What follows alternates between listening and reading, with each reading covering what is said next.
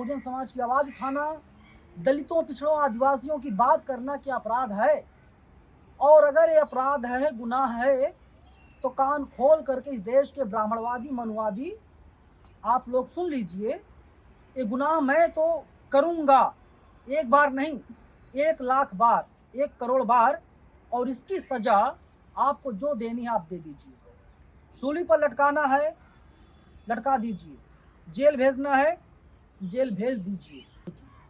मेरा गुनाह यही है कि एक बदतमीज, जहरीली, जिसका पूरा करियर हेट फैलाने पर है, उस लड़की को मैंने एक्सपोज किया। मानवाधिकार आयोग ने संज्ञान पूरे मामले में ले लिया है, लेकिन मैं एक ही अनुरोध करूंगा दिल्ली पुलिस से, शासन प्रशासन के लोगों से, फ्री एंड फेयर जांच करवाइए। दूध का दूध, पानी का पानी हो। अगर मैं गलत साबित हुआ, फांसी पर लटका देना, और अगर रुचि तिवारी गलत साबित हुई तो क्या होगा वो खुद बता दे, उसको कौन सी सजा दी जाए, फिर मैं मुकदमा दर्ज करवाऊंगा। बाबा साहब ने अपने बच्चों के लिए नहीं, बाबा साहब ने अपने 4 बच्चों कुर्बान कर दिया। ये सब घटना हुई क्यों, इस पर फोकस कोई नहीं करना चाहता। वो ये घटना हुई इसलिए कि रुचि तिवारी एक पत्रकार को परेशान कर रही थी, एक दलित पत्रकार का मोबाइल छीनने की कोशिश कर रही थी, बीच बचाव हुआ, उसके बाद पूरा मामला गड़बड़ा गया। वही पत्रकार अभी हमारे साथ है, नवीन कुमार नंदन नाम है इनका। नवीन जी, आपसे फोन छीनने की कोशिश की गई, आपका मोबाइल छीना जा रहा था, किस तरीके से मामला शुरू होता है? मतलब ऐसा तो नहीं हो सकता कि मैं एक जगह खड़ा हूं, आप आके तुरंत मेरा फोन छीनने लग जाएंगे। कोई कारण तो रहा होगा कि वो फोन आके आपका छीनने लगी आना अचानक। बहुत सीधा सा जवाब है कि नवीन कुमार नंदन को चुप करा दिया जाए। ये बहुजन समाज की आवाज़ को बुलंद क्यों करता है, उठाता क्यों बहुजन समाज की आवाज़ को?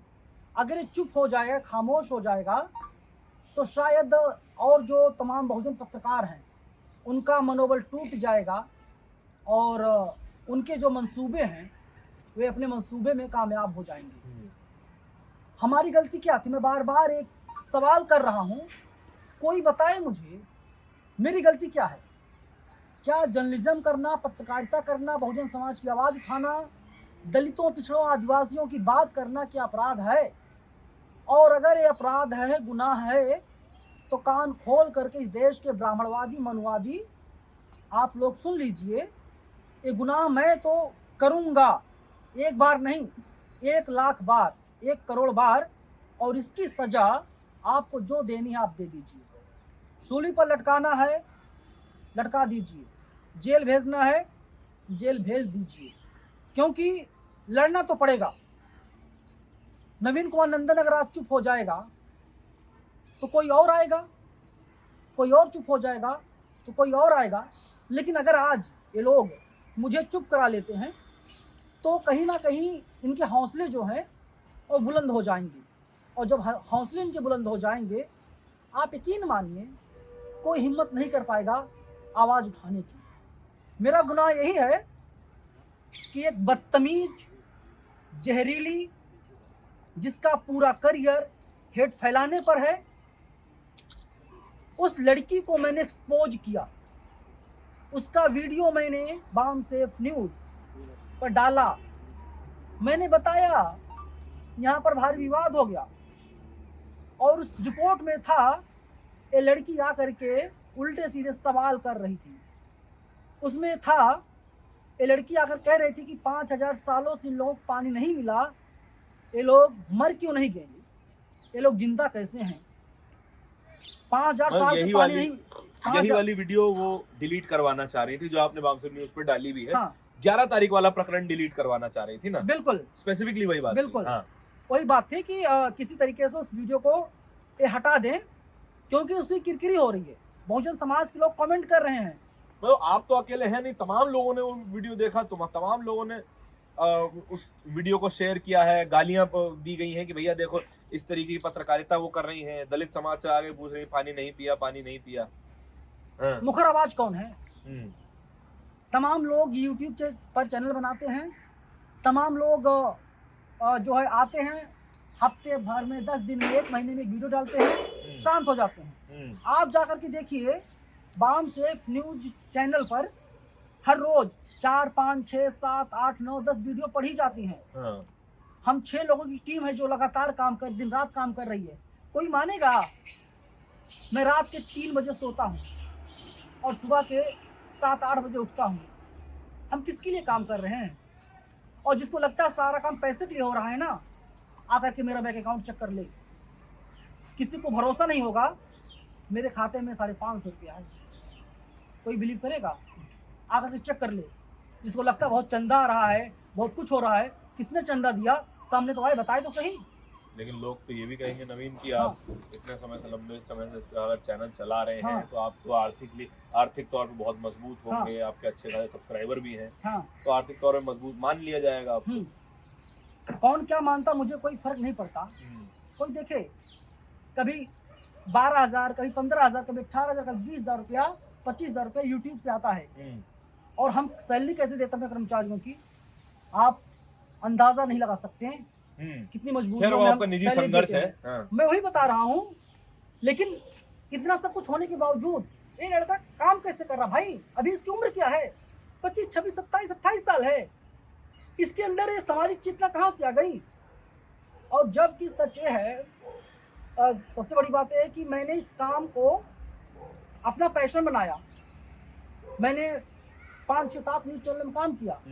ईटीवी भारत में काम किया, भारत समाचार में काम किया, समाचार प्लस में काम किया, इसमें नेशनल दस्तक में मैंने काम किया, और 1, 2, 3, 4 चैनल हैं उसमें भी मैंने काम किया है। और मेरे पास पूरा सर्टिफिकेट है, मेरे पास सब कुछ है। जो मेरे सहकर्मी हैं मैं उनसे बात करा सकता हूँ। मेरे पास डिग्री है। जो मेरे साथ पढ़ाई की हैं, सहपाठी हैं, मैं उनसे मुलाकात करवा सकता हूँ। मैंने ट्वीट किया है अपने 3 टीचरों का नाम, भूपेश कोहली सर का, मंजरी जोशी मैम का। तो मंजरी जोशी मैम जो है डीडी न्यूज में काम करती थी जी। एंकर थी वहां पर। दूरदर्शन में बात कर रहा हूँ। Ved Prakash sir DD news में काम करते थे।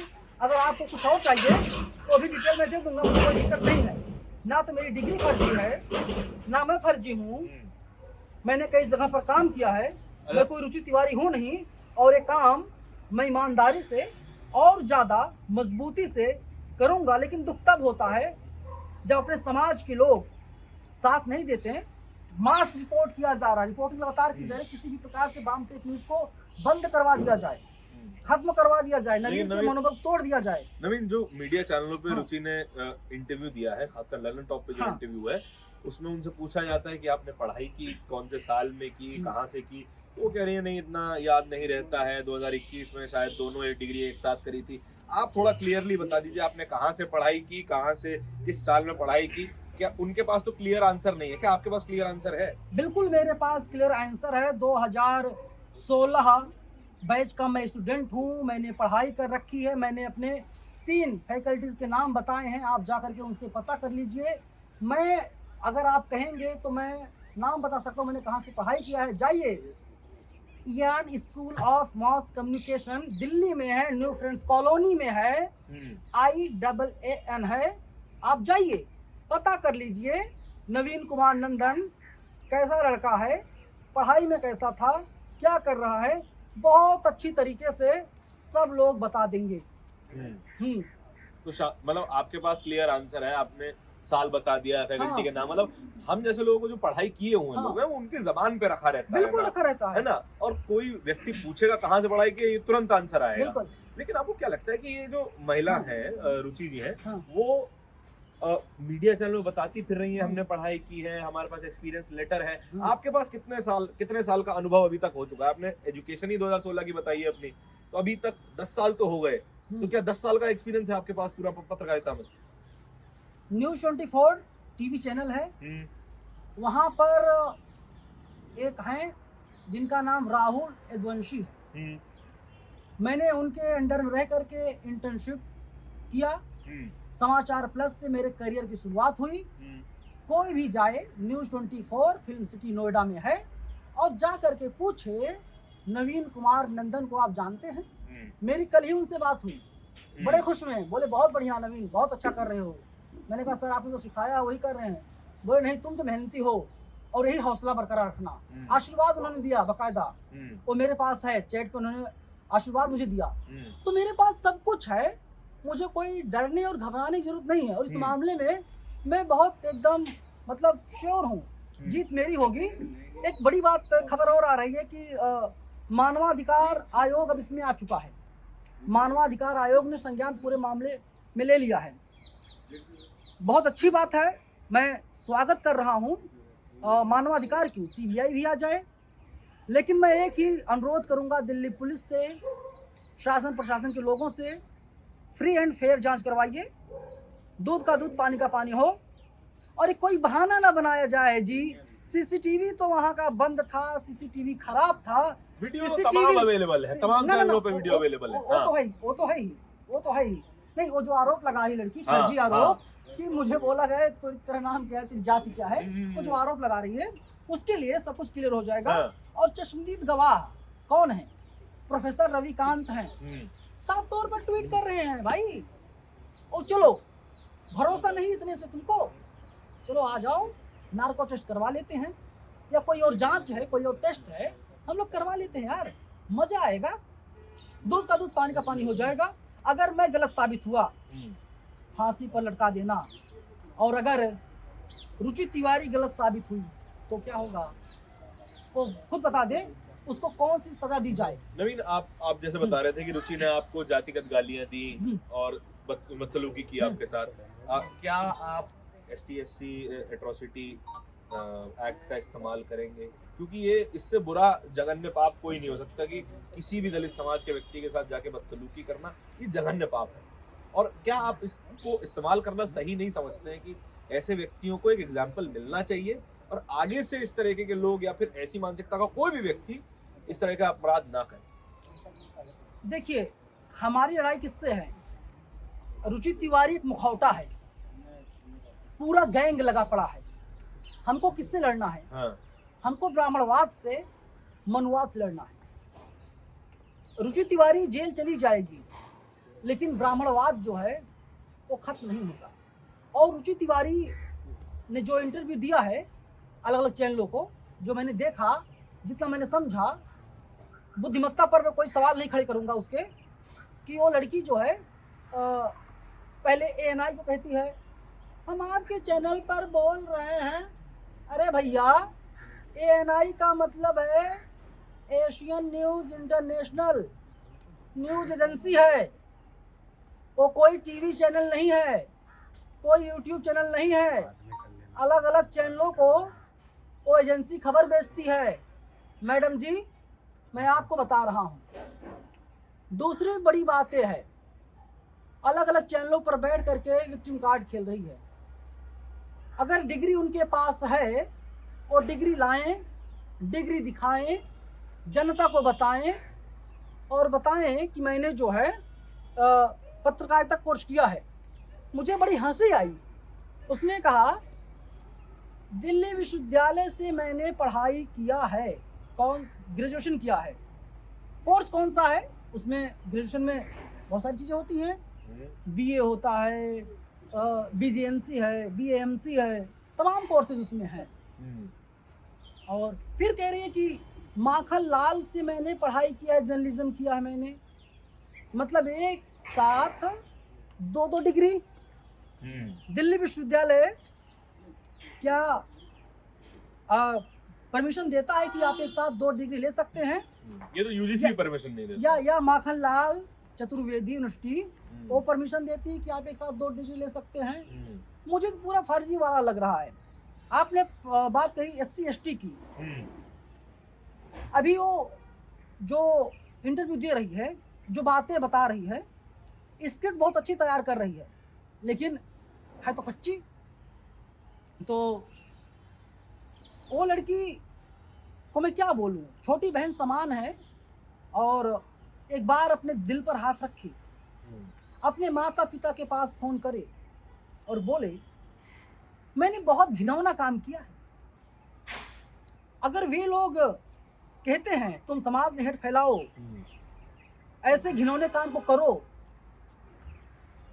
अगर वो कह देती है मैं करूंगी, बिल्कुल, फिर मैं माकूल जवाब दूंगा, फिर मैं मुकदमा दर्ज करवाऊंगा। लेकिन जितना मैं समझ पा रहा हूं, ना समझे में सब कुछ हो रहा है, ना समझ है वो बच्ची अभी। लेकिन फिर भी तो आज आप उसको- एक मौका और देना चाहते हैं कि उस- छोड़ देते हैं अभी। उसको माफ कर दिया जाना चाहिए। अगर हम रुचि तिवारी में उलझेंगे, ब्राह्मणवाद से जो हमारी लड़ाई है वो कहीं ना कहीं कमजोर होगी। मैं बताऊं एक चीज, तमाम मेरे दोस्त ब्राह्मण हैं और इतने अच्छे दोस्त हैं कि उनका जूठा मैं खाता हूं, वे लोग मेरा जूठा खाते हैं। हमारी दुश्मनी ब्राह्मणों से नहीं है, हमारी दुश्मनी ब्राह्मणवाद से है। ब्राह्मणवाद का मतलब होता है आप कितने भी पढ़ लिख लीजिए, कितने भी ज्ञानी हो जाइए, आपको मंदिर में नहीं घुसने दिया जाएगा। उदाहरण के तौर पर आप रामनाथ कोविंद जी का नाम ले सकते हैं, जो देश के महामहिम थे, पूर्व राष्ट्रपति। मंदिर साफ करवाया। क्या हुआ आपने देखा। दूसरा एग्जाम्पल आप ले लीजिए द्रौपदी मुर्मू जी का। चलिए, एक तो दलित, एक आदिवासी। अब इसके आगे बढ़ते हैं, ओबीसी पर आ जाते हैं। उत्तर प्रदेश के पूर्व मुख्यमंत्री अखिलेश यादव, जब उनकी कुर्सी गई, उन्होंने ही कहा, जिस कमरे में बैठते थे, जो उनका बंगला था, जो उनका ऑफिस था, उसको धुलवाया गया किससे? गंगा जल से। ये है मनुवाद, ये है ब्राह्मणवाद। और हमारी लड़ाई इसके खिलाफ लगातार जारी रहेगी, चाहे कुछ भी हो। और मेहनत तो करना पड़ेगा, लड़ाई लड़नी पड़ेगी। बाबा साहब ने अपने बच्चों के लिए नहीं, बाबा साहब ने अपने 4 बच्चों कुर्बान कर दिया। तो क्या हम अपनी जिंदगी को, अपनी जान को कुर्बान नहीं कर सकते समाज के लिए? बाबा साहब ने कहा, सबसे ऊपर मेरे लिए मेरा समाज है। हम बाबा साहब के फॉलोअर हैं, बाबा साहब को मानते हैं, पढ़ते हैं, और बाबा साहब ने जो बातें कही हैं, जो किताबों में दर्ज हैं, हम लोग उसी रास्ते पर चलेंगे और ब्राह्मणवाद, मनुवाद से लड़ाई जारी रहेगी। एक बड़ी और बात बता दूं, बाबा साहब ने बौद्ध धर्म क्यों अपनाया था, जा करके आप लोग पढ़ लीजिएगा, दूध का दूध, पानी का पानी हो जाएगा। बहुत शुक्रिया।